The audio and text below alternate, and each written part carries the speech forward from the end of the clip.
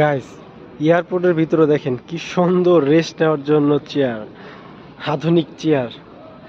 আসলে এই চেয়ারগুলো তাদের জন্য ভালো হয়েছে যারা হচ্ছে অনেক জার্নি করে দুই একটা এয়ারপোর্ট থেকে আসে। যেমন আমি এখন আসছি হচ্ছে আপনার লাঞ্জু থেকে কুনমিং, কুনমিং থেকে এখন যাচ্ছে হচ্ছে ঢাকা। সো আমার একটু জার্নি হয়ে যেতেছে। সো এইসব চেয়ার আমাদের জন্য, যারা একটু বেশি জার্নি করবেন তাদের জন্য এইসব চেয়ার আসলে রেস্ট খুবই আধুনিক। চেয়ারগুলো খুবই সফট।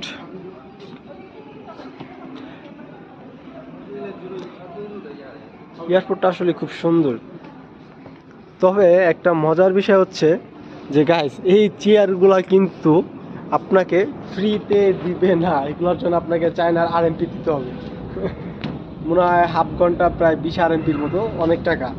সো এটা আমাদের জন্য হইলেও এটা আমরা ইউজ করতে পারবো না, খুবই বড়লোক বড়লোকের কারবার এগুলা।